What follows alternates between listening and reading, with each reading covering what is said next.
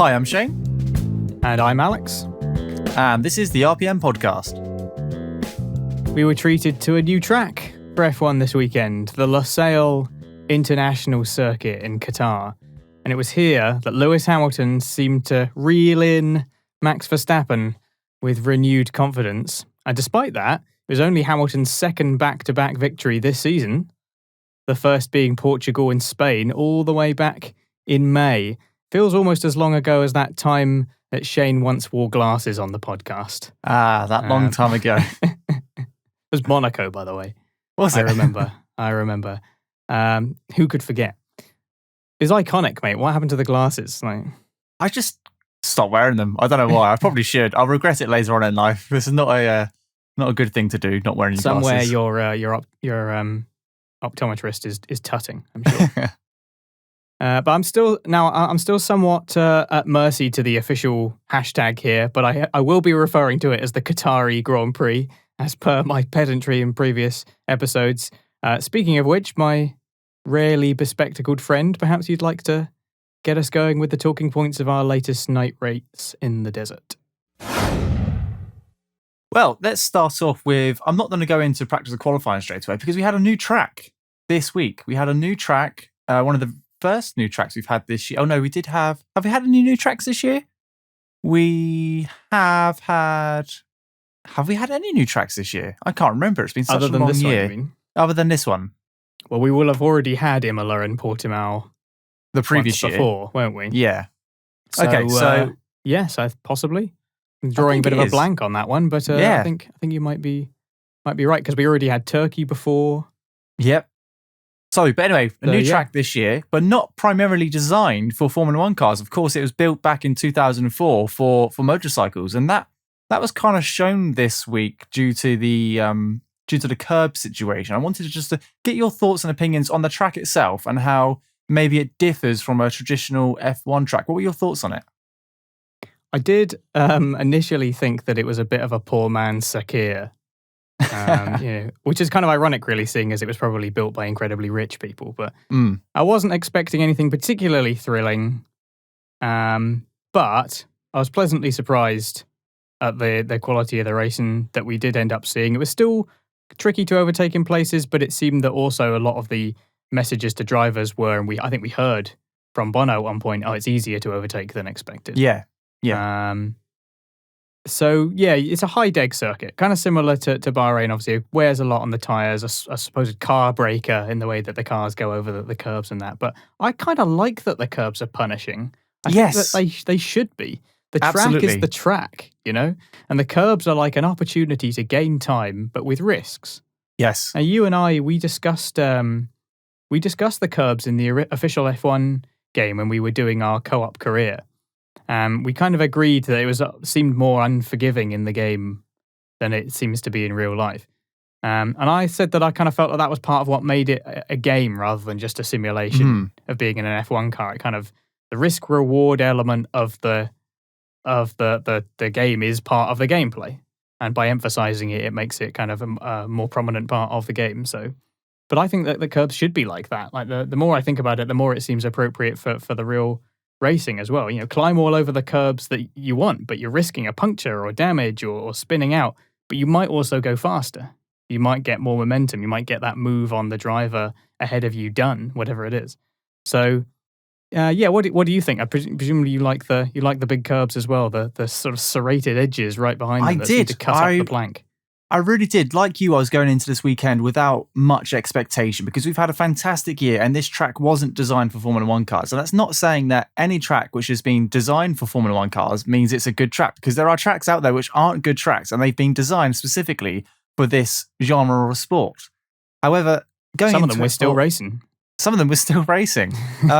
But looking at the layout, I thought, there's not been many overtaking opportunities in this race, and it's going to be a bit of a procession. But actually, I was pleasantly surprised with the amount of overtaking. Helped that a couple of drivers had terrible starts or didn't qualify as well and were making their way through the grid, which I'm sure we'll talk about later on. But the curbs I really enjoyed as well. The initial curb, the white and the maroon colour, or the red and white colours they were talking about, were quite forgiving, that you could run quite wide on those, and they weren't as deep, or the gradient, the edges weren't as cut or as deep as they were at previous tracks. But it was the further ones, wasn't it? It was the white and green kind of triangles. They were really punishing the F1 cars. And I completely agree with what you said. Yes, you may get a slightly faster lap time out there, but you will risk damaging your car, damaging the underneath of your car, or damaging your front wing, or eventually getting a puncture, and all these things we saw through the weekend. I love it. It's a bit of jeopardy. What do you do? Do you risk it or do you not? But these outside curbs should have never been touched, because I'm going to talk about track limits a little bit here. The track limits this weekend were all over the place because FP1, the couple of engineers were on the phone to the FIA and were like, what are the track limits? Where are the track limits? And they said they're just watching to see where cars naturally gravitate to, etc. Now, every track has a set of white lines on the left-hand right side of the track. I don't understand why that is just not always the track limit, because these curbs, you could ride the initial one so easily. These cars were so far off the track, and they actually only had to keep wheels on those first set of curbs, and they were still technically on the track. So it just really bugged me that we went to this brand new circuit and there was no rules on track limits. And when the FIA decided to impose those rules, it was, well, actually, you only need to keep a tyre on these white and red curbs. That is the track limit. I'm thinking, well, why? Why is that a thing? We've got white lines. There's tarmac on this track for a reason. Why are you allowing cars to go a couple of feet off the track and keep that lap time? Completely mad, if you ask me. It just, one of those track limits do my head in, and it would have been so easy to say, no, keep it in between the white lines, keep it on the black stuff, that's the track. And if they had done that, they wouldn't have had all these complaints about the curbs and the cars being broken, because no car would have gone out that wide. Yeah, I can only assume that there is it's to do with the way that the cars have momentum, these particular cars work, and maybe there is some conversations being had between, because of the drivers' briefings and the messages that they're sending to the stewards and sending to the FIA, and maybe saying, let us throw the cars around a little bit more, don't make the track limits too strict, otherwise every single corner we go into, we'll try and throw it in and then we'll have to come off the throttle. And maybe there's something going on where they're saying, don't make it too rigid. I'm still inclined to agree with you, though, that the track is the track. You know, if you're climbing all over the curbs to the point where you're not on the track anymore, then it seems like you've broken the track limits. That seems logical. Yeah. It's easy to follow. If nothing else, it's easy to follow, isn't it? Like, you don't have to go, oh, it's the line at this bit and it's the curb at this bit, and you have to have one tyre here, but you have to have so many tyres there, and then it changes from track to track. It is difficult to follow. We're pretty engaged with Formula One, but the vast majority of spectators just turn up and want to see a race and don't necessarily want to dig into every single detail of where all the track limits are. So it does seem more logical to just say there's the white line and then there's the curb. But if you get more than two tyres off the outside that white line, then you're not on the track. You know, you've broken the track limits. That's easy to understand. And of course, later on in the race, or after the race has happened, and I appreciate we're jumping around a little bit here. It's not our traditional, let's talk about practice straight away. We can count this as just all being about the track. Yeah, of course. So Lando Norris came out and said that the tyre punctures were unacceptable in a post-race interview. It should have never happened. And I think, well, that's fair, because a tyre should never fail during a race. That's not good practice for any sport. However, these cars were outside of the track remit. These cars were purposely allowed to drive along the first curb and then bounce along this second curb, which was causing all these tyre failures, or at least having a tyre on these second curbs. But in my head, I'm thinking, yes, that tyre should have never failed, because this Formula One tyre shouldn't be failing nowadays. But these cars were going beyond the track, the limit of the track, what it was designed to do. So you've only got yourself to blame, or the sport has only got itself to blame because of these incidents, because the track was never designed to be run that wide. Well, it's always someone else's fault, isn't it? Yeah, of course. It's always someone else's fault. Yeah, like we said, if you go climbing all over the curbs, then fine, maybe that'll make you go faster. But you can't then complain when it damages your car or wears your tyres, because that's what they're supposed to do. That's the risk that you're taking. So fair enough in my eyes. And yeah, maybe just people complaining about the tyres, because that's probably the other competition that's going on. Who can complain the most Maybe that's an award we should give out. That's a good idea for an award for the end of the season, isn't it? Who has complained the most? Most complaining driver or best complainer. I don't want it to be too like churlish, I want it to be fun, but yeah. That's a good idea. Something to do with complaining, because there's a lot of it. There's a lot. There is so much. And now we hear all the radios and have all this unprecedented access. We hear a lot of it. Yeah, we do indeed. Well, that's the kind of the track in general. That's what we were looking at coming into this weekend. So let's take a look at qualifying now. Then, not loads to say about qualifying on my side, because I think we got in terms of where they qualified time-wise, we got the expected lineup at the front. It was Hamilton, Verstappen, Bottas. Gasly, I'm not really even surprised anymore by his qualifying performance, because it's so strong and so consistent. And the Fernando Alonso and Ocon really seemed much stronger and much more comfortable in the Alpine. It seemed like they really enjoyed this track. And I was really happy to see Norris out-qualify Sainz as well, because it was a sign that it wasn't completely over in the battle between McLaren and Ferrari. Yuki Tsunoda also doing a bit of a better job, coming in P8. But Sergio Perez, P11. Mate, you're driving a potential championship-winning car. What's going on? It's pretty disappointing, and that really, really hurt the team's chances of making an impact on the front of the grid straight from the off. And it's not the first time that this has happened, so I'm sure that they were pretty frustrated with that.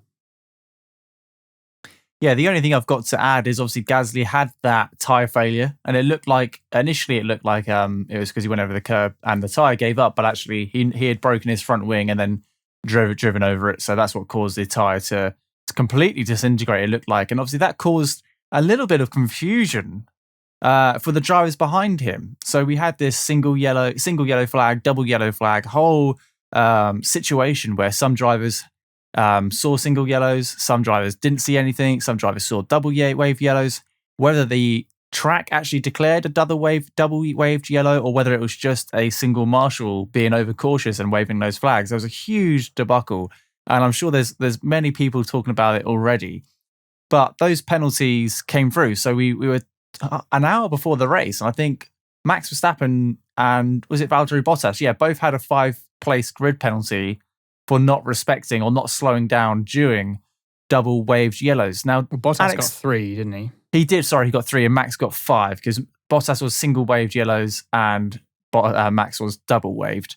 What did you make around that whole situation? Did you watch qualifying live? Did you catch up on the highlights? I caught up on the highlights. I saw the highlights of qualifying, and I saw the chaos that surrounded Gasly's puncture. It was a little bit messy, but ultimately, a lot of the other drivers who weren't penalised saw a car stationary on the main straight and slowed down. Sainz was one of the people who got called in. The stewards were satisfied that he had slowed down sufficiently. Red Bull seemed to feel a little aggrieved because it wasn't on Max's dash or something like that. The marshal, because it's difficult. The marshals, they respond to what they see on track. They don't necessarily have like an earpiece and somebody saying, right, it's yellow flags now, start waving the flags. They are often making judgment calls based on what they see on track and based on their training. So I think there was maybe a little bit of confusion because they were also passing different marshal posts as they were coming along the track. And so at different marshal posts, they were perhaps making different decisions. It's only when they call like a full course caution or safety car or something like that there is some kind of unified, right, this is now the situation across the whole track. Whereas the different marshal posts were potentially doing different things. I believe there was one marshal who started waving double yellows later on as Gasly's car had stopped. And that was what Verstappen went through, even though there had been single yellows before that. So, I think the Red Bull felt a bit aggrieved because it wasn't a sort of official, it's on the dash, it's on the lights or anything like that. Christian Horner accused a rogue marshal, didn't he? That was his terms, which got him a bit of a slap on the wrist from the FIA. Shouldn't really be making the volunteer marshals a target of your frustration. Like, that's not really very fair, is it? I understand that he and the team don't think the conditions were clear enough, but, you pass through a double yellow flag, the rules are pretty clear on that. And despite the chaos, I think that you can't really be skimping on the safety related rules like that. So I don't really have a problem with the penalties. I suppose I don't really have any skin in the game, but I think they were fair enough. Yeah, so do I. I think it's one of these things where you can't really take any risks. If you see yellow flags or double wave yellows, whether they were accidentally brought out or not, you respect them. You respect them because there could be an incident. You're not going to now, Max isn't next week going to drive through double yellows and go, well, actually, that could be a rogue marshal, so I'm not going to slow down. Yeah. You need to respect them at all points. So, I think the penalties are fair, and it just reiterates that actually you need to respect the warnings on the side of the track, and that's what they're there for. What does it even mean anyway? What's a rogue marshal? They're volunteers. Yeah, exactly. These guys are, they're besides the point. Anyway, it's a strange thing to say. Yeah, really strange thing to say. And I'm glad that Christian Horner got picked up on it because he said a lot of stuff this year, and a lot of it's towards Mercedes, which is fine because it's just inter-team rivalry. But when you're, belittling or calling a rogue marshal, they're volunteers. They're volunteering their own time. They're not getting paid for this. So have a little bit more respect. And actually, this should wind him in just a little bit for the rest of for the rest of that day, at least. The marshals thing is interesting because they're not technically being paid, but a lot of the promoters and organisers do offer some kind of compensation, I believe. They do offer sort of vouchers and tickets, and sometimes they do pay them, and sometimes they offer like a chance to win various things, and they'll give them food, and they're not completely just left to their own devices, and they have to receive training and all the rest of it. So they're not paid per se, but depending on where the race is and who the organisers are, they may receive some kind of compensation and will certainly be looked after and receive hospitality, etc.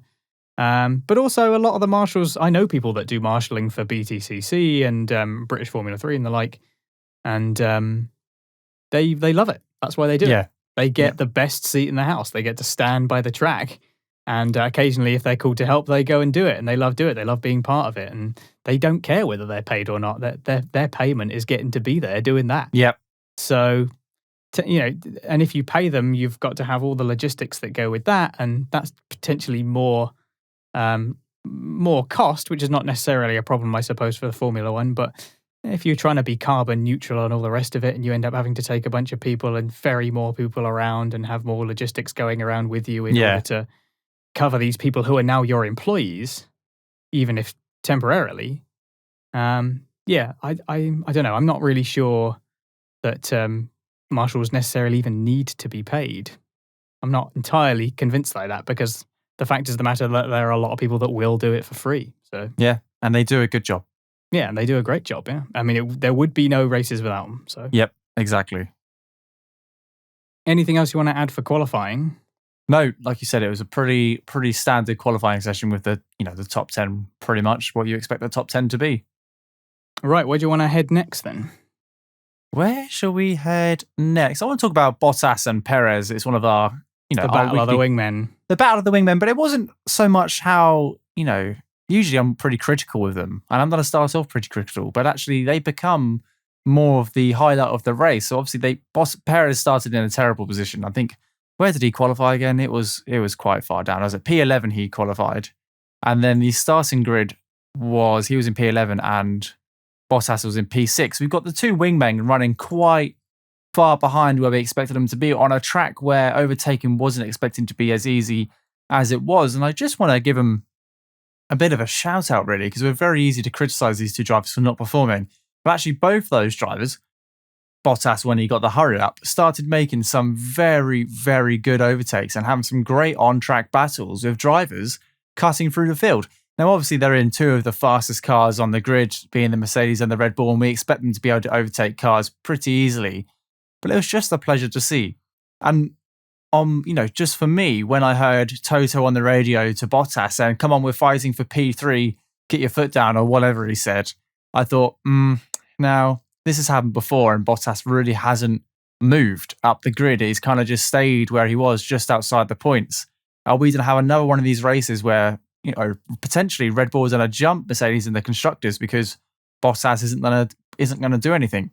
But actually, Bottas put his foot down and made some brilliant overtakes, some really last-minute overtakes into turn 1, fighting all the way around to turn 2 and turn 3. And I thought it was absolutely fantastic. And wish we had seen more of this throughout his Mercedes career, because he's brilliant. He can do it. He can do it. And, he is primarily what I call a defensive driver. He's very good at being out front and just sticking He's in not particularly P2. great at defending either, though, really. Let's be honest. He's better at defending than he is attacking. But, he had a great weekend. That sounds like an insult. He does, yeah. He had a great weekend up until he had to retire, which is unfortunate. But, yeah, I thought it was fantastic to see Bottas come from almost, from midway through the pack all the way to the top. And then Perez was making his way through as well. I think it was really good. And there wasn't much else happening on track apart from these two going at it lap after lap after lap after that. Obviously, you had Max and Lewis out front, separated by 4 or 5 seconds or however much it was, trading fastest laps. And that was interesting on its own. But I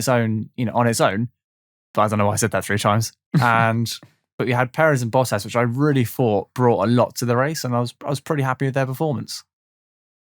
Ultimately, though, it was another nightmare weekend for Bottas in the end, because he did pretty well qualifying wise, but then had to take a 3-place grid penalty. Then he dropped 5 places at the start, which meant that he had to get going. And he got the hurry up from Toto on lap 8 after failing to make up any positions straight away. Toto's is always there to be helpful, isn't he? Pass the cars ahead for points. Okay. That's how it works. I remember now. The general idea. Yeah. Then he suffers a puncture, lap 33. Like you said, he was making really good progress for P3. He looked like he was on for the podium. And eventually then has to retire. I think they were just saving the engine, to be honest with you. I don't think he was really going to get anywhere, and they were just looking after it, and they'd probably taken damage to the car because of the puncture as well. So it was a bit of a nightmare again for Bottas, which was a shame because, like you said, he was bringing it back. As for Perez, really, really odd strategy to go for the 2-stopper. You've got the guy who's known for his great tyre management. Yep. And then they put him on 2 stops. They came in earlier. Perez came in earlier on his mediums than some car did on used softs. Yep. Right? Because Perez started on completely fresh mediums. And you had people like Norris and Vettel, Ocon, both Alpines actually started on used softs. They all pitted after he did. Could not understand why he came in so early. I know that Verstappen and Hamilton stopped that, but they had so much pace. And they were so far ahead. They could just do whatever they wanted. They were in a different race. They were in a completely different race to everyone. So they could basically stop whenever they wanted. They could have stopped after like 4 laps and still would have been P1 and P2. It would have made no difference. I thought that was just such a strange decision because he had a good drive overall, although he did let the side down in qualifying. But I just didn't understand the 2-stopper, and that was basically what spoilt it for Perez. Ultimately, he did end up P4, didn't he? He did end up grabbing that in the end, but it should have been a podium, I think, other than the strategy. Yeah, I agree with what you said, and it's a shame towards the end that we had that virtual safety car, because I really think Perez was on target to take Alonso going into the final couple of laps. And I'm kind of, in one hand, I'm glad that we got to see Alonso on the podium, which I'm sure we'll talk about later on when we go through our drivers. On the other hand, I would have been good to see Perez finally get that spot. So I'm kind of a bit gutted that it ended on the virtual safety car and we didn't get to see those two fight for that last podium position. But yeah, it was a strange strategy for Perez. Like you mentioned, he boxed earlier than most people on the harder compound tyre. Nonetheless, you have to say in this instance that Perez is the winner in our Battle of the Wingmen. Oh, this 100%. Week, I guess just based purely on not having had a puncture. So yeah, maybe Red Bull were warding that off. There's no way to know whether or not the Red Bulls might have been sensitive to that because both the cars 2-stopped. So maybe it wasn't likely for us to see, any potential for a puncture. So hard to say, but yeah, I still think that was a strange decision given that the guy is known for looking after his tyres. And the 2-stopper wasn't that fast, really, unless you had the pace to make it happen. And I don't think anyone really did. I mean, that was what Gasly struggled with, wasn't it? It tried to 2-stop, but didn't actually have the pace to overcome the deficit that it gave you. And if you can't do that, there's no point in doing it. No. Now, the next topic, I want to talk about our 2 would-be champions. Okay. The pair of them, as I mentioned a moment ago, once again, just in a completely different category to the rest of the grid. On lap 11, Hamilton and Verstappen were reported as being about 2 to 2.5 seconds a lap faster than the rest of the grid. Hamilton obviously finished 25 seconds ahead of Verstappen, and it was another half a minute from Verstappen to Alonso in P3. Now, I'm not one to hero worship. I don't revere F1 drivers like gods. And in case it wasn't clear enough, I don't have any personal stake in who takes the title at the end. May the best man win, as far as I'm concerned. But I'd be foolish not to feel very, very grateful to see the quality and commitment of these two drivers and their teams on track at the moment, because they are unreal. It is unreal to see them that far ahead of everyone. Even Mercedes said after the race that they didn't kind of understand how they and Hamilton were so much faster. So that was really incredible. It's just a reminder of the quality that we've got on display here. Now, later on in this podcast, I am rather predictably going to complain about the broadcasting.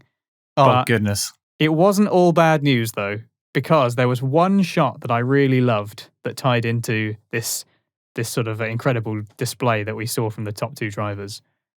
As they were talking about the comparative pace to Lewis and Max and the rest of the grid, there was a camera pointing down the main straight just as Max had reached turn 1, and this is on lap 15 or something.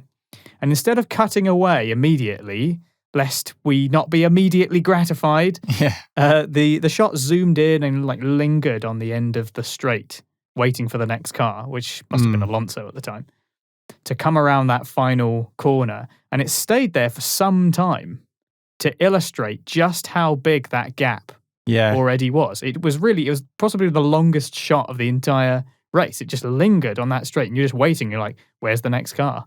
Where's the next car? Like, this is how big the gap is already. I loved that. More of that, deliberate, thoughtful, artful. It tells a story, like you just said, Exactly. artful. Yeah. More of that, please. More of that. But moving back to Max and Lewis, though, Shane, you've obviously said that you're a Hamilton fan. Did you at any point accept that it was maybe Max's year, or have you kept the faith throughout, so to speak? As much as I'm a Hamilton fan, and I am, I love this championship. I love him being challenged and having to work for it. So for the last couple of races where he's had this deficit and he's slowly clawing it back, I think is going to build for this fantastic finale. Hopefully, fingers crossed that nothing goes wrong next race, and one of them doesn't win it by accident or by default. That we go down to the final race and get this fantastic battle. It's strange, isn't it? Because Mercedes have really turned a leaf. And I was talking to my friend about this, how actually 4 races ago, you'd have been silly to say that Red Bull weren't in this championship, because they looked like they had the stronger car, the stronger package over qualifying and race. And all of a sudden, Brazil comes around and Mercedes chucking this new engine, which I know is only, a handful, it's a tiny amount, it's not the be all or end all. It's an engine at the end of the day. It only gives so much power. It's what Lewis and the team are doing as well to, which is why Mercedes has become, the last couple of races so dominant, and that's what they have done. But I did not expect to see, a new engine in Brazil for Lewis to go from the back of the grid to first over 3 days, and now another engine, but an old engine in this race, and him start from the start and lead by the amount he did. And yes, he was being chased by Verstappen, but he just had the pace. Wherever Verstappen got closer, Lewis just pushed out a little bit by a little bit. And it was it's crazy. It really is crazy how far these teams are pushing it. Words can't describe, like you said, what these two drivers are doing to this sport at the moment, because we have a fantastic lineup of drivers across this year. They've all excelled in their own individual ways. And we've got this brilliant midfield battle. And usually we complain about the top 2 teams driving off into the distance, but we've got 2 drivers. And like you said, by lap 15, they were 10, 15 seconds ahead, possibly more than P3. It was unbelievable. Words can't describe how fast these drivers are. And the fact that it's not just Mercedes going off into the distance with their overpowered car, like we've seen, in recent years. It's one Mercedes and one Red Bull, and these cars are in a league, and these drivers are in a league of their own. It's crazy. As much as did I lose faith a little bit, but you can't rule them out now. I know there's still a deficit, but actually they could be. If Lewis wins the next race and gets fastest lap, they'll be going into the final race on equal points if Max finishes second in next week. That's crazy, and I'm excited for it. Yes, I want Lewis to win the whole thing, but I tell you what, whatever way it goes, we would have had one of the best F1 seasons for as long as I can remember. I've been watching F1 since I was like 14 or 15, so over 10 years, and this has been one of the best seasons yet. Yeah, that goes without saying. It's going to be remembered as a historic championship, no doubt. So yeah, I feel very grateful to see that, and so you kept the faith. I think I've said a few times that you never discount Hamilton or Mercedes because after the domination that they've had, you just don't do it. And Toto said after the race, didn't he? We're going to be bringing our spicy engine to Saudi Arabia or something. So you realise that they've had that dominance and they weren't even running this new engine that they had. It's really hard to say exactly how much impact it has because, of course, we don't know. We don't have access to their information. They're going to be keeping a lot of that under wraps as well. They might because they don't want their competitors to know. But yeah, incredible stuff. I guess we'll see. It'll be needed for Saudi Arabia because that's a very fast-flowing track. A lot of it just feels like foot down, hurtling and around. Hope for the best. Yeah, so hopefully it's finished. I haven't seen any more updates about Saudi Arabian track in Jeddah yet, but hopefully it is finished in time because it looks pretty wild. It's like it's going to have to be able to take those cars doing some mad speeds. Yeah. But that's our two would-be champions. Just wanted to comment on how special it really is. We shouldn't forget that. And yes, more thoughtful shots that, like you say, tell a story rather than just... Well, I won't complain. I'm going to complain about the broadcasting later. Save it for another time. Well, should we talk about broadcasting? Because that was one of the topics I wanted to bring up. Oh, okay. Well, in that case, I will complain about broadcasting. Yeah, but one of my biggest things about this Grand Prix, and it was just one situation where we had two cars, and I can't remember for the life of me what two cars were going into turn one. And before the move was even done, we cut to the crowd. And then a second or 2 seconds later, we cut back to the two drivers going side by side into turn three. And I was like, hold on a second. This wasn't a slam dunk overtake into turn one where the pass was done and that's it. These cars were going side by side over multiple corners. And yet I'm staring at some people in the crowd. Who in their right mind has made that cut? Who in their right mind has gone, yeah, let's go to the crowd because they want to see the crowd cheer? No, I want to see two cars go side by side into turn 1, 2, and 3 and fight it out. I think it might have been, I can't remember who it was, but you're talking about the battle between Perez and Ocon. Yes, Ocon probably was defending against Perez, and they cut to there was like a guy in the crowd wearing a Mexico football national team shirt. That was it. Had the flag and was like, "Yeah, Perez, there's a race going on here. Can we see the race?" Like that was because Alonso was on the radio and telling his team to tell Ocon to defend like a lion and defend for all he's worth, which is absolutely. I loved that little story between the two Alpines as well because Alonso defended so well against Hamilton in Hungary. Completely different track, mind you, and a lot easier to defend because the track is probably, not very wide compared to this track we had. And now it had to be switched. Now Ocon's defending for all his might to get Alonso his first podium in God knows how many years. And we had this great fight, and I wanted to see it happen, and we just didn't. We just didn't see it because we cut to the crowd. It wasn't the only offence either, because the outcome of the battle between Norris and Gasly was missed because the broadcast cut back to Bottas stuck behind a train of cars. That was early on in the race. They cut to fans again whilst Ricciardo and Perez were battling, and again they had all the replays at the start. And I don't mind having the replays because it's nice to have a lot of there's quite a lot of chaos in the opening stages. It's good to see some of that stuff again summarized, but I don't see why they can't have the replays on the main screen and then a little picture-in-picture in the corner showing the live feed. We know that they can do that because they already do it sometimes on the timing screen. So it just seems like common sense. So, well, why can't you do that? Maybe there's some technical reason, I don't know. But it seems to me that that's an obvious compromise to ensure that you can keep people caught up on what's happened without missing the action on track, because it usually happens in the first, say, 10 laps or so. And that's when a lot of the toing and froing happens. It's where cars are often, the field in general is closer together. So you want to be watching that. You want to be seeing what's going on. This taking us away from it is strange. Lots of shots of the crowd. It kind of makes you wish for last year where there were no crowds. They couldn't show pictures of the crowd. Yeah, it is strange. Like, it's great to get the fans in and hear the fans and to see that at the race's completion or before the race. But when there's a race going on, there's just no good reason to be showing shots of the fans. I don't care. Nobody cares. I don't need to see that so-and-so celebrity is in the garage. They did have one shot of, because David Beckham was in the McLaren garage, wasn't he? And they did have one shot where they made it part of the pit stop. Like, no, I think Norris came in for a stop and then they swooped around as he left. And then, oh, look, it's David Beckham. But we don't need to go, and here's a cut to the garage where George Lucas is, lounging around watching it. Who cares? I'm not interested in this. I can only assume that the broadcasters think that everyone has the attention span of a sort of goldfish and can't just sit and watch the race, It's mad. And I think this week it was so much worse because we missed some really, really important overtakes and really important battles going into, turn one. And like you said, multiple drivers, we missed the end of battles because we just cut to either a car stuck in a train or the crowd or the pits because that's what the director thought it was necessary. But I think over a couple of weeks ago, over the last couple of weeks, we've seen, the odd occasional clip to the crowd.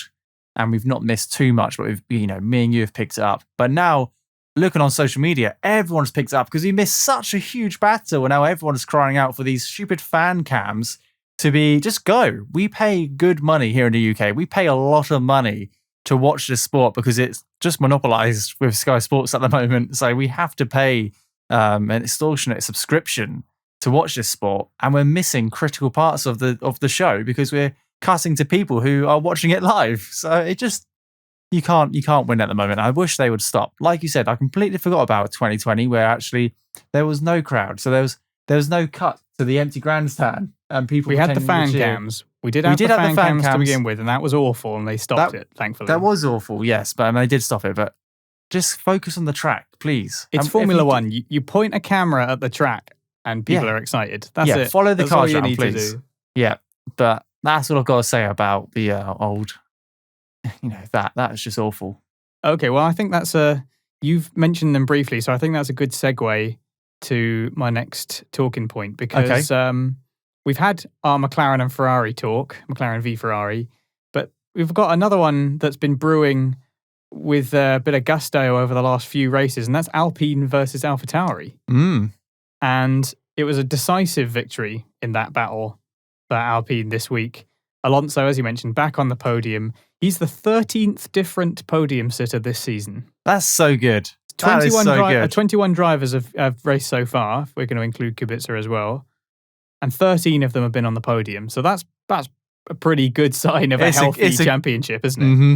Yeah, it definitely is. But bringing it back to Alonso, 104 races since his last podium in 2014. I think he's way away from breaking the record for the most races between podiums. I think it's 105, but I can't remember who for. Oh, no. It might be maybe it's like Perez or I don't know. I genuinely have no idea. Someone tell me in the comments. But he was very close to beating that record. He was maybe a little bit fortunate that the VSC happened when it did, because that meant that he could save his tyres a little bit in those important last few laps where people's tyres were exploding. But nonetheless, you can't fault that he had incredible pace. I brought it home on the podium. Very good result for Alpine in their battle with AlphaTauri. A P5 in the constructors. Ocon did very well as well because he started P8 or P9, I think it was. And he ended up coming in for P5. Yeah, P9 he started, ended up P5. Another great result. The Alpine just looked really comfortable out there.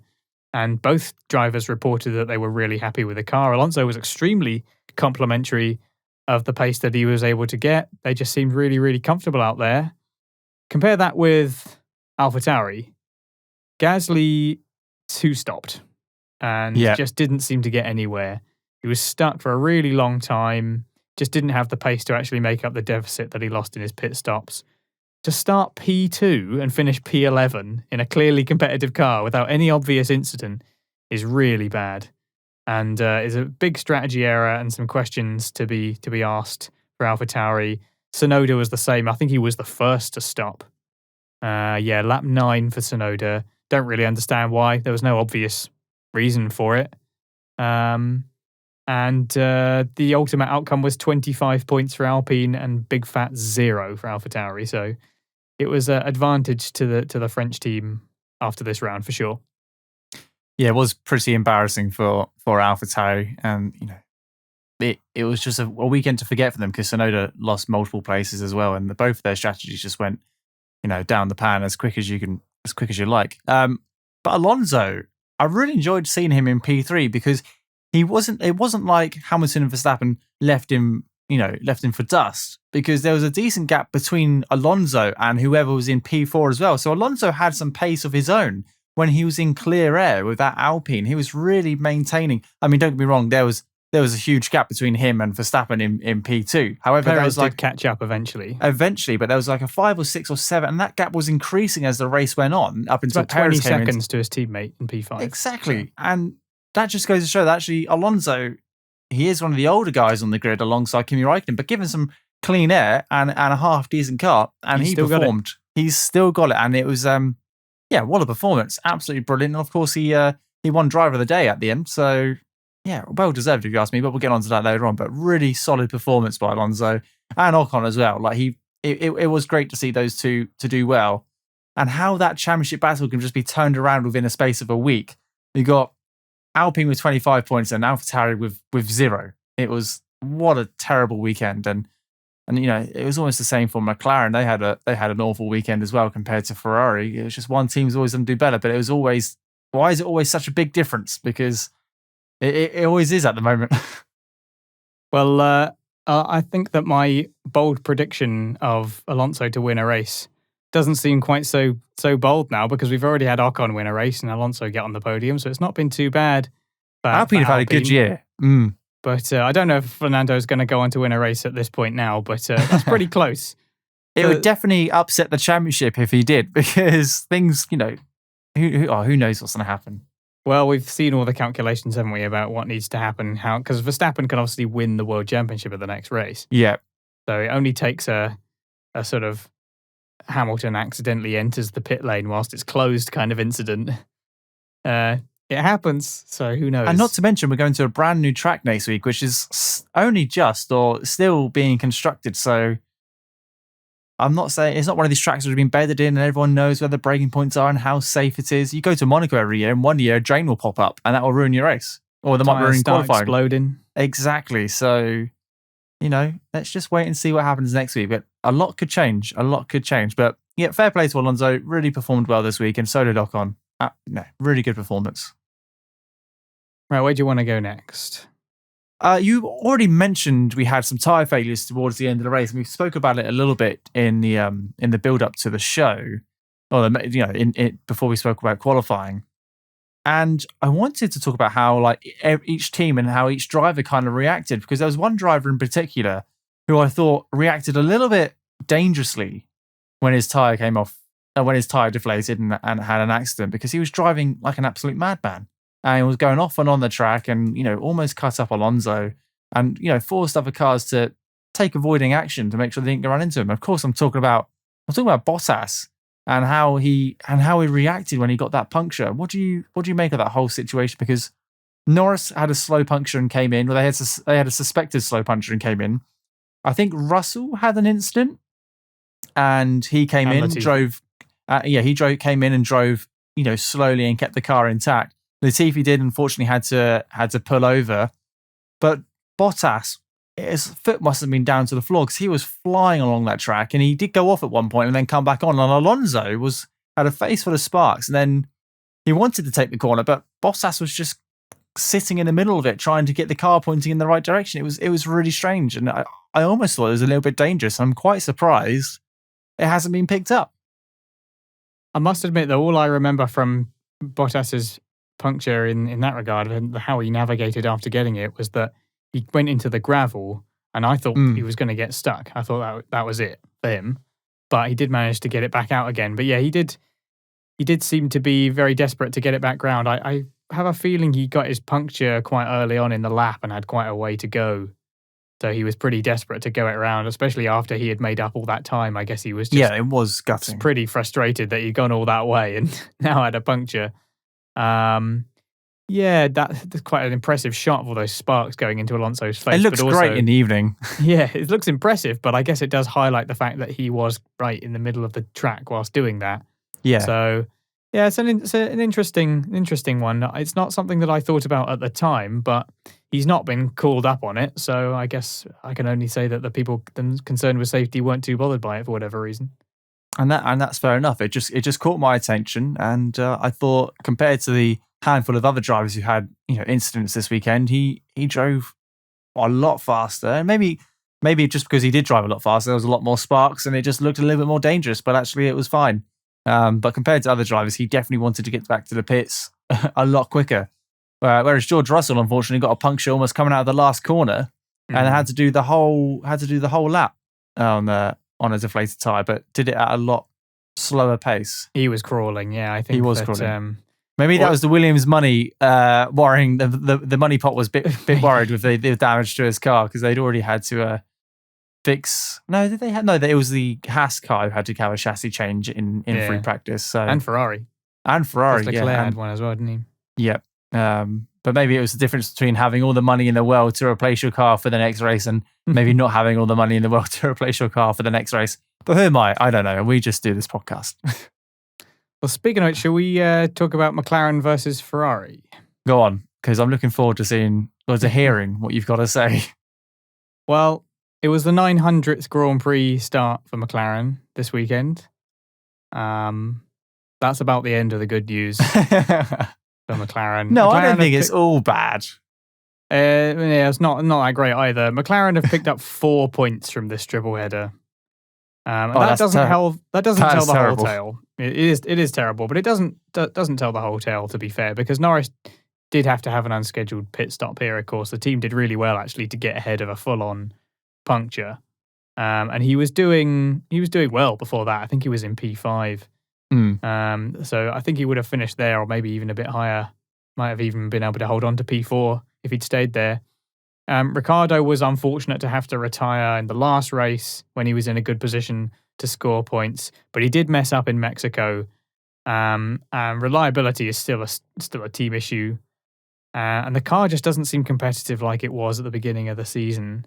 Ricciardo's story is an odd one for this particular race, though, because he received a warning on his dash very, very early on in the race that he had to save fuel, and he ignored it initially, but then was told by his team that, oh, actually, you really need to save fuel. It's important.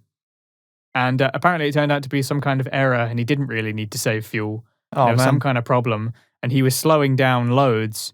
He reckoned, according to the interview that he gave after the race, that he was going about 2 seconds a lap slower than he could have done in order to save fuel at points. Maybe not for the whole time, but at points he said he was doing that.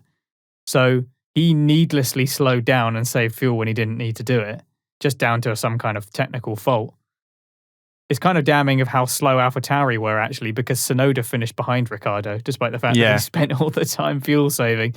But otherwise, it just meant that he was nowhere, and Norris rather ended up finishing P9, so he did manage to grab 2 points, but 4 points, and they're all Lando's points over the past 3 races of this triple header is pretty terrible, really.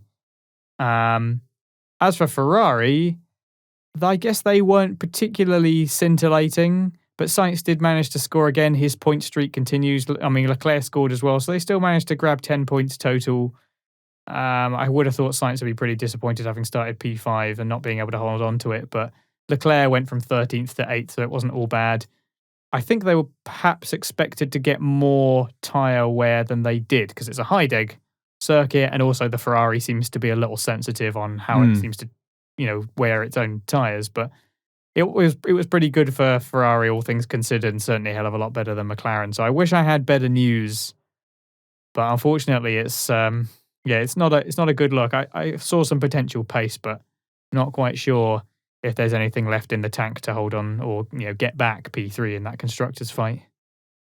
I'm going to ask you the same question you asked me about Hamilton and Verstappen, and if I had given up hope for Hamilton a couple of races ago. How do you feel about McLaren fighting back for P3? Are you still holding on, or are you looking at the situation now and thinking it's pretty much done and dusted? Well, there's about 40 points between them at the moment. Ouch. So they're going to have to do something pretty incredible to pull that back.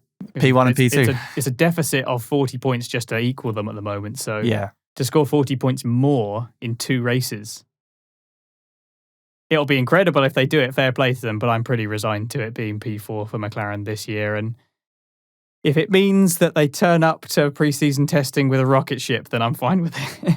Yeah, of course. I'm fine with that. So, but it's disappointing because obviously there's still a lot of money at stake in those 2 positions, and it would have been nice for McLaren to retain it to just show that they're still capable of holding on to it. But I think that overall the outlook is good, but it's just a bit disappointing to not hold on to it for this season. So yeah, I suppose I'm not keeping the faith for P3. It's a shame, like you said, McLaren has so much pace at the beginning of the year. For example, in Imola, Lando scored. He was in P3. Monaco, P3. Was it Monaco P3? Yeah, Monaco in P3. Mm-hmm. We've got Austria in P3. We've got Italy in P2.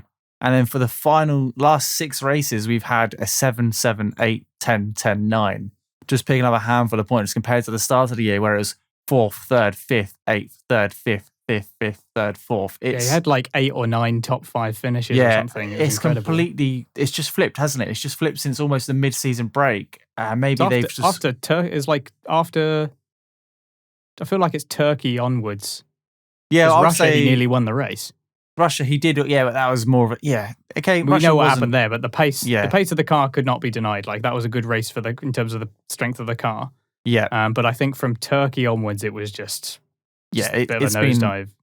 Like you said, he's scored more points in the first race of the season than he has done in the last 5. It's not good, but he's still doing a lot better. I'm talking about Lando and Daniel now. He's still doing a lot better than Daniel, and Daniel hasn't had necessarily bad luck, but he has had some bad luck like Lando has, but he hasn't performed anywhere near as well as he needs to in that car at the time, which is, they could always be better. That's where the points were missed at the start of the season. When that car was competitive and doing quite well, they needed Daniel right up behind Lando, finishing right behind him, like Perez would have done with Max and Bottas with Lewis, and he just wasn't. And I know it's his first year in the car and needed a couple of races to bed in, but it was always more than a couple of races, wasn't it? Because I remember early on in the season, we were talking about how Daniel needed to have a little bit more time to get involved and to get scoring some more decent points, but taking a long time. Just looking at his finishing positions now, obviously he won in Italy, which is amazing, but that doesn't tell the whole story for Daniel Ricciardo. It feels a long time ago now, doesn't it? Yeah, so just the last couple of races, we've got a P12 in this race. Brazil did not finish. Mexico 12th. United States 5th, which is quite good. That's representative. Mm-hmm. Turkey 13th, and then it's in the points, but it's exactly where Ferrari are now, like 7th and 8th and 9th. That's where he's been for the half of the year, but it just didn't capitalise when that car was competitive, and now unfortunately Ferrari look like they have the upper hand and the consistency as well. Now it's time for our view from the stands, where we asked you what you thought of the race, and we got some good questions from our regular listeners and contributors, so thanks very much again. You can always get in touch on Twitter at RacePerMinute, or send us a DM or comment on one of our tweets, or you can get in contact at raceperminute.com/contact. There's a form on there, and that will send us a lovely email. So let's get cracking. This week, let's start with RPM legend Dave Doherty, who asks us about our thoughts on the race and the track itself, and on Fernando Alonso's performance. Now, we've touched on what we think of the track and coming to Losail, and we've talked about Alonso's performance here at this race in particular. However, what do you make of Alonso's form over the whole season so far? Because when he came in, I remember saying that I was pretty sort of skeptical about whether or not he was really going to be the same Alonso that he was, and I feel like he's decidedly answered that question for me, because I think he's been pretty impressive. What do you make of his form over the season as a whole? Well, unlike some drivers, he's actually been more consistent than most of the field. Looking at his results table now, there's a lot of P8s, P9s, P7s, and P6s, and he's only really deviated out of that a couple of times where he hasn't finished, or he's got the odd P17 in Spain. I think he had a problem, so he ended up in P17. and in Turkey it was P16. But those are the really only two standout races where he's not done as well, and he's actually finished a race not to a technical fault or a car breaking down. He's in the points more often than he's not, and that's great for a guy who's not been in the sport for a couple of years and is driving a car which he hasn't driven in a long time, who's had no experience driving. Fernando Alonso drove a different car than what he did, what he's driving that Alpine now. So I think fair play to him, because he's, like I said, he's in the points more often than he's not, and he's more consistent than most drivers. I've just noticed in Hungary he finished in P4, which of course he did because he held off Lewis for as long as he could, and it's a great performance. Yeah, it does seem that those the opening few stages of the season, maybe up to like Azerbaijan, France, where he was getting used to the car, perhaps getting used to being back in Formula One. But after that, it honestly felt like he'd never been away. And Hungary was a statement, wasn't it? It was Fernando Alonso hasn't gone anywhere. It's same old, just I'm back. Genius level defending. Yeah. Basically showing everyone else how it's done. This is how you defend in a Formula One car on this track, because it wasn't just that, Hungary is kind of difficult to get past at, but also it takes a certain technique to just make it difficult to put your car in the way without actually being dangerous, without pulling off a move that actually forces someone way off track or whatever, actually performing a decent defensive move. And Alonso showed his skill there. And like you say, his consistency has spoken for itself. So I'm happy to admit that my early season skepticism of Fernando Alonso was horribly misplaced, and that, 40 or not, the guy's absolutely still got it. And it's interesting as well that he and Vettel and I think Raikkonen have top 3 in the most overtakes in the season. Yes. So the old guards, like, they've forgotten nothing. They know exactly what they're doing, and fair play to them. So you said at the end of last year, with Fernando Alonso being confirmed in that Alpine for this year, that you wish he would just stay out of the sport and make room for newer drivers coming through. What are your thoughts on that now? Are you glad he's back in and brought his characteristics back? Who said that, sorry? Didn't you say that? I thought you said that towards the end of last year, that he's retired. And yeah, I believe so. Yeah. I think I probably did say that he, at the time, it was like, well, you've got all these young drivers, and it seems a little bit strange that you've got this dude who's, you'd think is kind of nearing the end of his career. I mean, that was how I felt about it at the time. Yeah, of course. I think everyone did. Yeah, it's fair enough, really. Like, I think that when you look at a lot of the talent that is coming through the feeder series, and there have been a lot of successful young talents come through F2, for example. I mean, there's a lot of them on the grid right now. So it seems like you always want to be encouraging the fresh talent to come through. So that's why I felt like, Fernando Alonso, like, we've got Sebastian Vettel, we got Kimi Raikkonen, we got Fernando Alonso. It seemed a little bit like, just seemed a bit unfair. That was the point at which I was thinking, well, maybe it is a bit unfair. You want to complain about pay drivers and people being there because their dads have bought them a seat. But now you've got dudes who are not even there because of the money or anything like that. They're just there because they've got name recognition. And if they're not providing exciting racing and really making it happen all the way into their older years, then, what's the point? What's the point in them being there? But Fernando Alonso, and certainly to some extent Sebastian Vettel as well, have made it clear that they're still capable of it. Yeah. Raikkonen has moments every now and again, but he genuinely seems to be just chilling, which is fair enough, really. I can't see him coming back after he's retiring this year. I don't think he'll do an Alonso and come back. I don't think he's. I think he's done and dusted with it now. Although if he wanted to, I feel like nobody would question it. He'd be like 65 years old. But are you sure, Kim? Are you sure you want to come back? He's like, I just want to, drive the fast cars again. And it's like, well, all right, go on then. Yeah, why not? Why not? But yeah, thanks, Dave, for your question. And I just thought that was a little opportunity to talk about Alonso in general. Right, who's next? Next, we're moving on to @RileyGale33. Thank you very much for getting in contact again. Always appreciate your questions coming through on Twitter at the end of the race. And we've got an interesting one, and I'm interested to see what Alex thinks of this. So Riley has asked, with the swing towards Mercedes, is it now Lewis's to lose rather than Max's, considering the last 2 races we have had? So obviously, it's been a Mercedes domination in Brazil and now in Qatar as well. Has Lewis got this signed, sealed and delivered? Is it ready with a new engine going in, or the newer engine going in with Saudi Arabia? You would expect Lewis to do quite well there, given the track conditions. But saying that, we have had some surprises this year. And we always know that Mercedes goes quite well in the final race of the year at Abu Dhabi. So is this Lewis's to lose?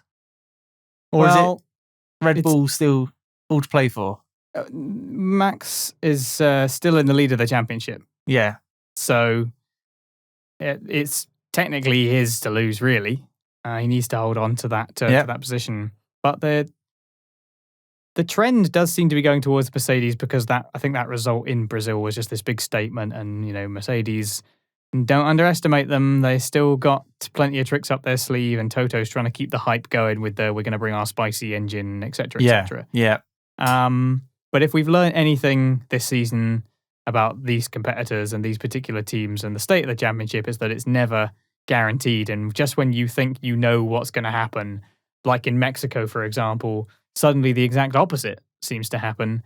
And then in Mexico, we had the opposite happen in qualifying, but then the expected happen in the race. But that in itself was unexpected. Yeah.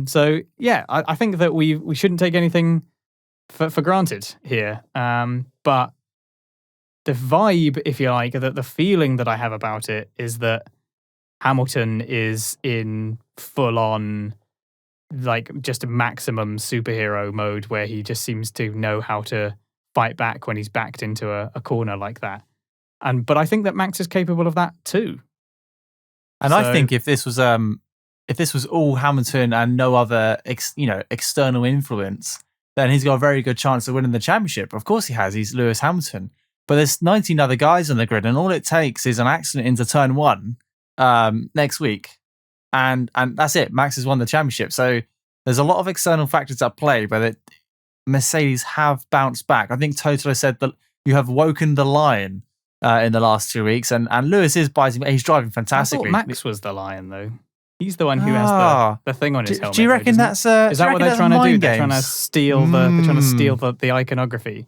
Oh, blimey. If they're not looking at each other's wings and DAS and whatever it is, they're now stealing each other's nicknames. But yeah, Lewis is driving on another level at the moment. But so is Max. All you got to do is just listen back to what Alex talked about in this race and how they were 28 seconds ahead of the pack on lap 10. They were driving 2.5 seconds faster per lap. And Max was maintaining that pace in dirty air as well. So if Max was in clean air, you have no idea what he might be able to do. It could be roles switched. You never know.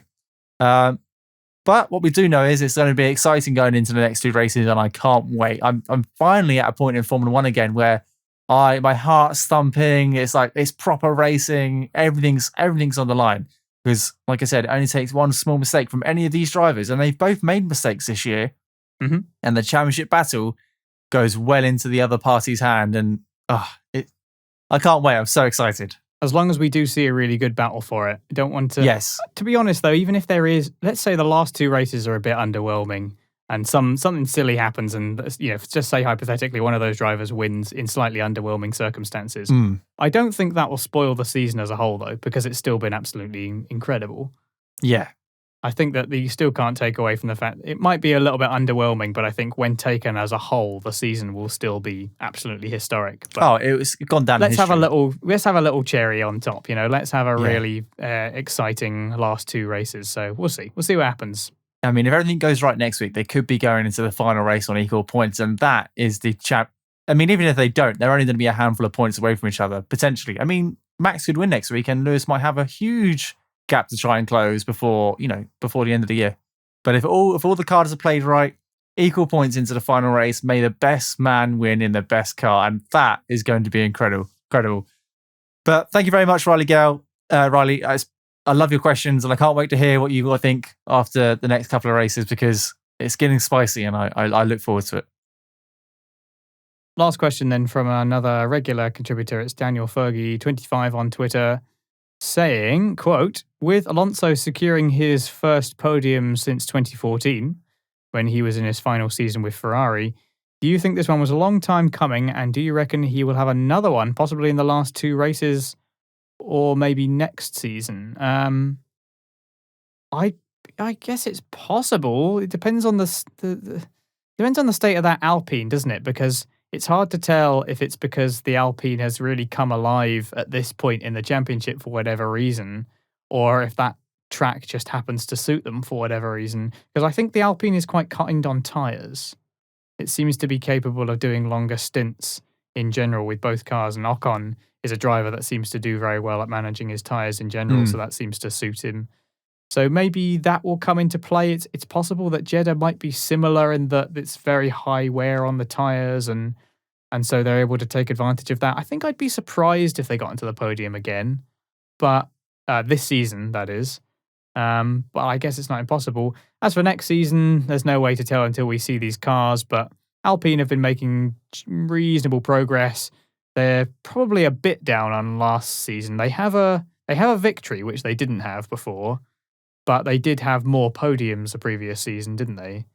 So yes, with Ricciardo, yeah. It's kind of it's upwards in some ways and sideways in another. So if they continue along that trend, then there's no reason to think that they couldn't have a podium next season as well. And if anybody's going to do it, it's Fernando Alonso. Yep, I agree. I think it's out of the question for this season unless anything spectacular happens in the last couple of races. But like I said, new cars next year, new set of regulations. It's the equal playing field. The playing field has been completely reset. We're out of this turbo hybrid era, and we have no idea what cars are going to be on top. It could be Fernando Alonso. He could be on to win another championship. You never know. It would be amazing if that was the case.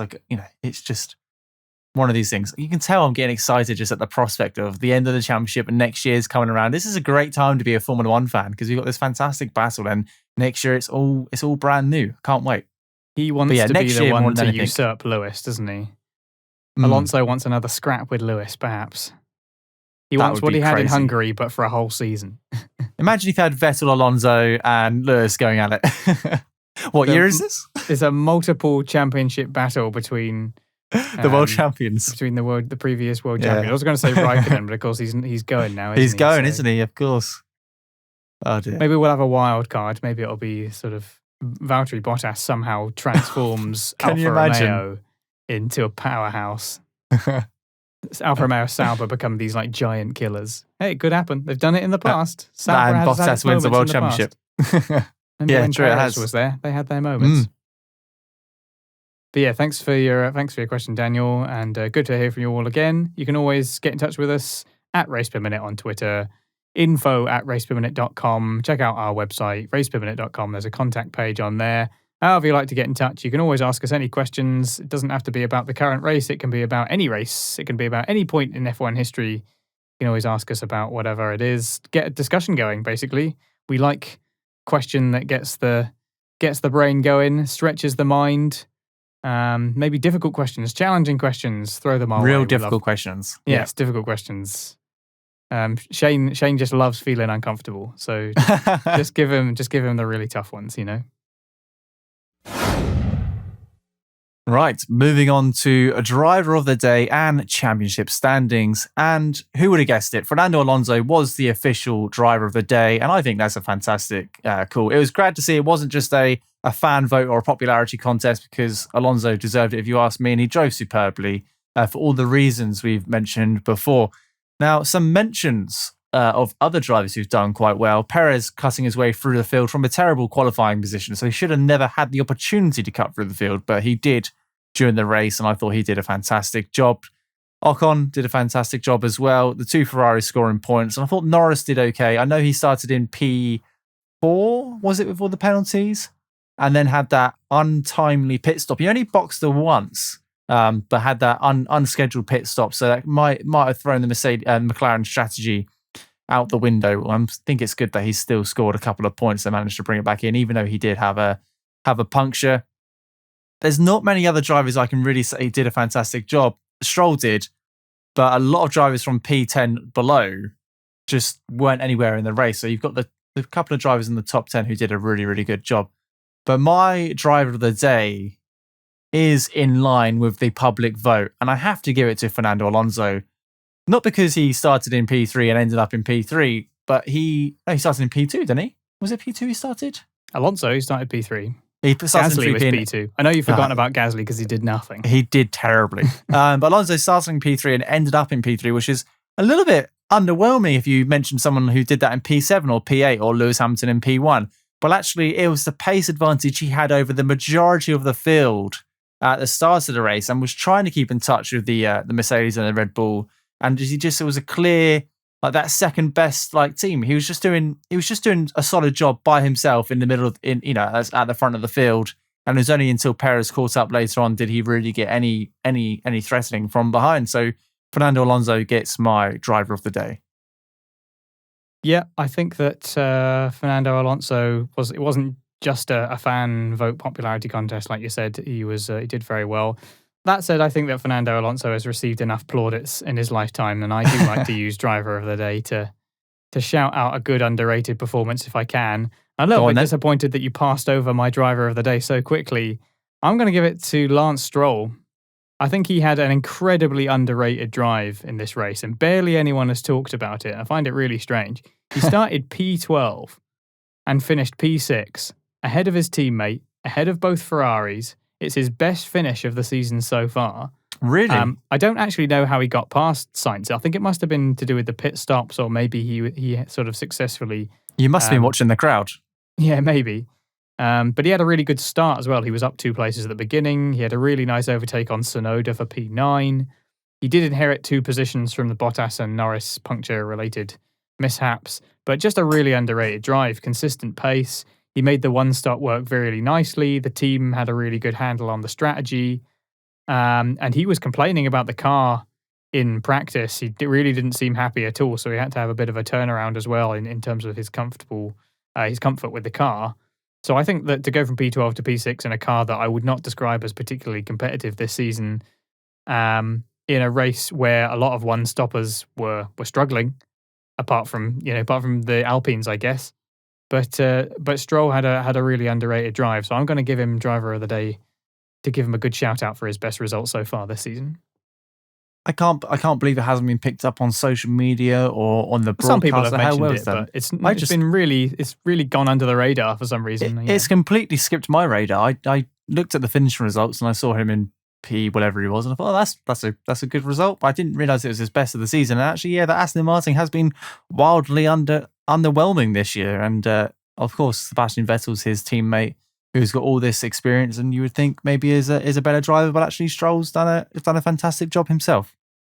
And I've mentioned before that I think now with a few more rounds passed by, I don't think it's necessarily the case anymore. I'll have to double check the stats, but certainly at one point, Stroll was the more consistent points finisher. Vettel had the big ticket finishes because he had a P2 in Azerbaijan, and he almost got another P2 later on that was obviously taken away from him. But Stroll had more consistent points finishes than he did. So I think he's been pretty underrated this season. And that car, let's face it, the Aston Martin's not been great. So he's been doing what he can with it. And yeah, that's why he's my driver of the day. Moving on to... take a look at these standings then, yeah. Yes, Jinx. Where do you want to start? Drivers or constructors? Because a couple of weeks ago you switched up a bit and you ended up starting with the constructors. It threw me out, of course. So where do you want to start? Let's do it again then. Let's start again with the constructors. So we have Mercedes, 546.5 points to Red Bull's 541.5. So just 5 points in it now in that constructor standings. It was a big impact not having Bottas up there at all, because it just meant that they've reeled them in a bit more. It's interesting. You've got the two sides of it. You have Hamilton reeling in Verstappen, and then you've got Red Bull as a team reeling in Mercedes in the constructors. So and then Bottas in the garage. Yeah, Bottas once again, having an early bath. Ferrari 297.5 points to McLaren's 258. I mentioned earlier on in the podcast that it's now that sort of 40-point deficit. To score 40 more points in order to overcome it in the next 2 races, I gotta say I don't see it happening. It goes, not only does it buck the trend, but it's one hell of a deficit to overcome, barring some disaster on the part of Ferrari, who have made some big gains in terms of their engine and all the rest of it. So that's going to be a tough one to overcome. That might be set now. And then of course the big one is with Alpine and AlphaTauri. Alpine now jumping ahead by 25 points, where they've been deadlocked. The past few races they've had the same points, they're matching each other all the way up. But now Alpine have got the advantage, and unless AlphaTauri are actually able to turn some of Gasly's incredible qualifying results into actual points, and Tsunoda is able to pull his weight a little bit more with the team, that's the way it's going to stay. And in P7, we have Aston Martin, thanks to Lance Stroll's fantastic performance, as Alex mentioned just now in the podcast. They have 77 points compared to Williams, who still remain on 23 points. I think I said midway through the season that I think they'll score a couple more points towards the end, but they really haven't really shown up at all. Unlike the early couple of races we had where they were looking quite competitive and finishing in P12 and P13, Williams have really died off towards the end of the season. It might just be that their focus is going on to next year and they feel like they're comfortable now in P8 and they're going to get that prize money. In P9, we have Alfa Romeo with 11 points. And then in P10, we have Haas, who still have 0 points. I don't think it's going to happen this year. Unfortunately, I think they're going to end the season with 0 points, which would be their worst season in Formula One. They've kind of had a backwards trend, haven't they, from when they started? I think their first and second year were one of their best years, and now it's all kind of just gone. Yeah, it's you mentioned Williams as well. There was that period of time where Russell was sneaking a few extra points under the radar, and it almost became normal for him to grab a P9, P10, but he hasn't scored since Russia now, so he's gone 5 races without scoring, and it looks like the Williams is just... Maybe they've just moved on. They're not going to develop on it anymore. They're just going to move on to the next season. I think that's fair enough, but it does mean that it's going to be hard for them to end the season on a high. Russell's performances so far have been, 17th, 13th, 16th, 14th. It's all in that area. They're not at the back of the grid. It's not, it's not 2019 all over again, but it's not particularly impressive either. So fingers crossed that it's all going into next year instead, and we'll have a nice fight for them, maybe encroaching on the midfield proper. Right, do you want to get us started on the drivers then? So 8 points separate the two title rivals, with Verstappen with 351.5 points and Lewis Hamilton with 343.5 points. Very close. That gap is getting closer, and who knows what it'll be at the end of next week, but we're all here and we all can't wait. Bottas still on 203 points, not picking up any points this week due to retiring with his puncture. Really, like Alex said, really hurting that Mercedes and Red Bull championship fight, because obviously there's 2 championship battles going on, and it's crazy how Hamilton's closing in Max, but Perez and Verstappen are closing in the Mercedes, and Bottas really needs a little bit more luck, I think, or just get off to a better start when he does well in qualifying, because he always seems to drop down half a dozen places, which cripples Mercedes' strategy. Speaking of Perez, he's on 190 points, so only 13 points away from Bottas, actually, which actually isn't too far at all. And that could change towards the end of the season. Bottas could finish in P4. That wouldn't do him any favours. I know he's leaving the team, but he probably wants to finish the season in P3. I think he expected to finish the season probably in P2, but it's not gone the way he wants it. Lando Norris is 153 points in 5th place, with Charles Leclerc with 152 points. Very close. Very close indeed. Lando has had some bad luck in the last couple of races with punctures and issues. That Ferrari does look a little bit more competitive. So will we see Lando drop down to P6 and potentially P7 by the end of the season? Because he was P3 for a little bit, wasn't he? He was. Early and on in the season. He dropped out of P3 and then regained P3 as well. They're hanging on to P5 at the moment, but could quite easily drop into P7, where Carlos Sainz is sat with 145 points. So actually, the 2 Ferraris are only a maximum of 8 points away from Lando. So pretty close. Daniel Ricciardo finishes off that Ferrari sandwich with 105 points, with Pierre Gasly with 92 points. And our driver of the day, or my driver of the day, Fernando Alonso, sat in P10 with 77 points. And his teammate Ocon follows pretty close by with 60. There's a consistency between those two points-wise, I think it's fair to say. Ocon's contributions cannot be denied there, similarly to Ferrari, where they're really close together, whereas other teams like Mercedes and McLaren and AlphaTauri, there's that larger deficit. So it definitely pays to have your drivers be able to both be consistent, of course. Aston Martin are both very close together as well. Vettel with 43, Stroll with 34, and then Tsunoda with still only 20 points. Still only 20 points. But Gasly, of course, only 92 as well. But still, it seems hard to believe that he even has that few points. You'd say without question that that's a better car than the Aston Martin. So yeah, not good enough for Tsunoda. Needs to pull his finger out next year Otherwise, he'll find himself. I mean, we could see another replacement mid-season, I think. If he doesn't pull it out, I mean, that's Red Bull / AlphaTauri's style, isn't it? If he doesn't pull his finger out halfway through the season, I think he might get replaced. You should definitely pop that in your predictions for next year. Yeah, maybe I should. P15 then, Russell with 16 points, Raikkonen with 10. There's a potential tussle to be had there. It will only take a decent finish for Raikkonen to maybe push past Russell there, although I don't think that Alfa Romeo are likely to threaten Williams too much points-wise, short of a surprising result. Latifi with 7 points.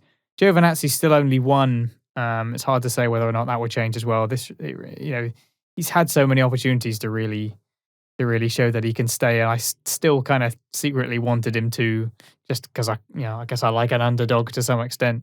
But we now know that that's not to be. And then we have Schumacher, Kubica, and Mazepin all on 0. Well, thanks very much for joining us for the post-race podcast for the Qatari Grand Prix. It's just 2 races to go now, so do send us your thoughts or questions to us at RacePerMinute on Twitter. You can get in touch, raceperminute.com. You can comment below if you're watching this on YouTube. If you enjoyed this episode, then please give us a rating or a like wherever you're listening to us. That would be very much appreciated, whether it's on your podcast app, whatever it is. It just helps. It helps the podcast be favored by the mysterious algorithm gods that control the internet. We don't understand anything about them, but we do know that pressing on buttons makes good things happen. So if you could do that, we'd really appreciate it. If you do like what we do, then you can subscribe as well to get all the episodes straight to you wherever it is you're getting Race Per Minute.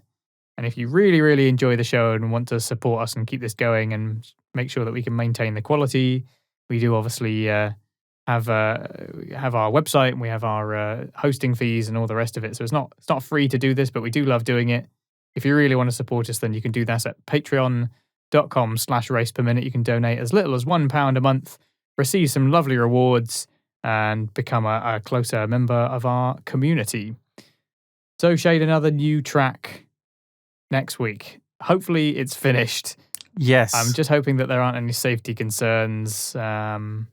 It's a little bit worrying to see tracks of people still putting things under construction when it's just under 2 weeks now, when Formula One cars are going to be going around there flat out. So, and it is going to be flat out because that track looks really, really fast. And from looking at it on the game, I actually think it looks kind of cool. I'm looking forward to seeing what happens there. It looks like quite a neat track. So we'll see what happens. Do you have any thoughts on going to Saudi Arabia? I mean, I hope that we get there. I think there's still a slim possibility that we might not, because we've not really seen any confirmation that the track has been finished and has passed all the safety inspections. It's a long shot. I think this has been a long shot for a while. The last photos we've seen, I guess, are of a completed track, but by no means is the surrounding area up to standard, like all the curbs or the grandstands or the gravel traps aren't there. So who knows? Fingers crossed we'll receive some news in the upcoming week. I know members of the FIA are flying out there before the teams just to make sure it's all up to standard. I think they're almost there now to hurry them along and just make sure it all gets signed off. And yeah, we could have a pretty cool show though, because the track characteristics are very fast flowing, but technical as well. I reckon if you make a mistake in this track, you're going to realize it pretty soon when you go. You're going in the wall. You're going in the wall. No runoff or curbs to, well, not exactly. None, but certainly not that There's many. not a lot, is there? There's not a lot. So who knows? I reckon we'll definitely see a safety car out there, a safety car or two, because if a car has an accident, there's going to be debris in the track and the car is stranded as well. So I think it's going to be good. And also a new track surface as well, because it's a brand new track. Will it behave like Turkey did last year when it was brand new? Was it when it was slippery? Or will it be grippy and will it be rubbered in? Well, not necessarily rubbered in, but will it be grippy like, we have gone to some other tracks? We have no idea. It's completely unknown. And it's just exciting, isn't it? It's like taking practice away in a Friday. You're just going to a complete different place, and I can't wait. And it's a good idea to throw a bit of a spanner in the works like that near the end of the season as well, because it will potentially cause a big upset. So we don't really know what we're letting ourselves in for, combining that with the state of the championship. So yeah, I'm really excited. Pretty exciting, has to be said. But very much looking forward to that. I hope that you'll join us for our penultimate episode or penultimate post-race podcast, certainly, of the season. After the season ends, we've still got we're still going to review the whole season, of course, and talk about all the teams and the season that they had so far, and talk about whatever the result of the championship battle ends up being. Indeed. So still plenty to come from us from this season so far. We hope that you'll join us for it.